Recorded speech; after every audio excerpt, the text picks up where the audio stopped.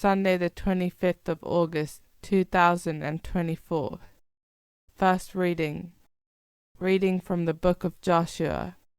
Joshua gathered all the tribes of Israel together at Shechem. Then he called the elders, leaders, judges, and scribes of Israel, and they presented themselves before God. Then Joshua said to all the people, "If you will not serve the Lord, choose today whom you wish to serve, whether the gods that your ancestors served beyond the river, or the gods of the Amorites in whose land you are now living. As for me and my house, we will serve the Lord." The people answered, "We have no intention of deserting the Lord and serving other gods. Was it not the Lord our God who brought us and our ancestors out of the land of Egypt, the house of slavery, who worked those great wonders before our eyes and preserved us all along the way we traveled and among all the peoples through whom we journeyed?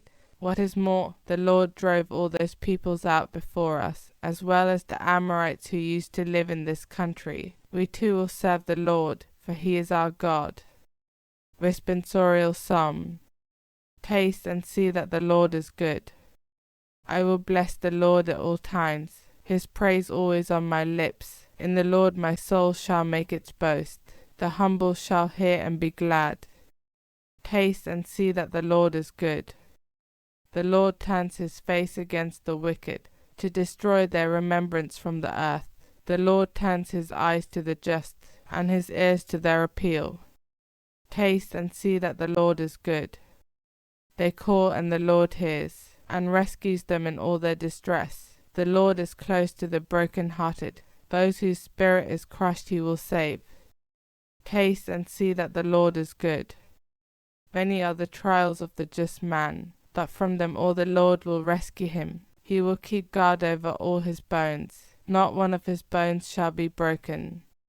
Taste and see that the Lord is good. Evil brings death to the wicked. Those who hate the good are doomed. The Lord ransoms the souls of his servants. Those who hide in him shall not be condemned. Taste and see that the Lord is good. Second reading. Reading from the book of Ephesians. Give way to one another in obedience to Christ. Wives should regard their husbands as they regard the Lord, since as Christ is head of the church and saves the whole body, so is a husband the head of his wife. And as the church submits to Christ, so should wives to their husbands in everything. Husbands should love their wives just as Christ loved the church and sacrificed himself for her to make her holy. He made her clean by washing her in water with a form of words, so that when he took her to himself she would be glorious, with no speck or wrinkle or anything like that, but holy and faultless. In the same way, husbands must love their wives as they love their own bodies. For a man to love his wife is for him to love himself.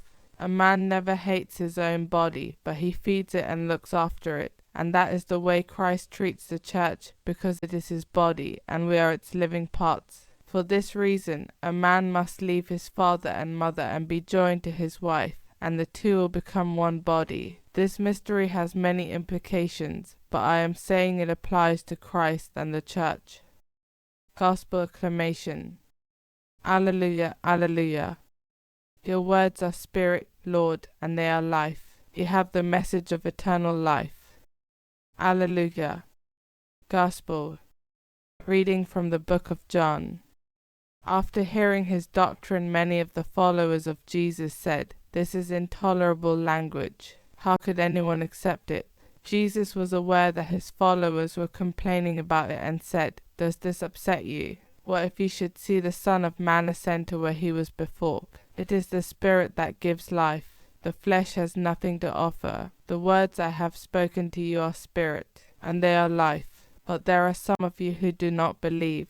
For Jesus knew from the outset those who did not believe, and who it was that would betray him. He went on, "This is why I told you that no one could come to me unless the Father allows him." After this, many of his disciples left him and stopped going with him. Then Jesus said to the 12, "What about you? Do you want to go away too?" Simon Peter answered, "Lord, who shall we go to? You have the message of eternal life, and we believe. We know that you are the Holy One of God."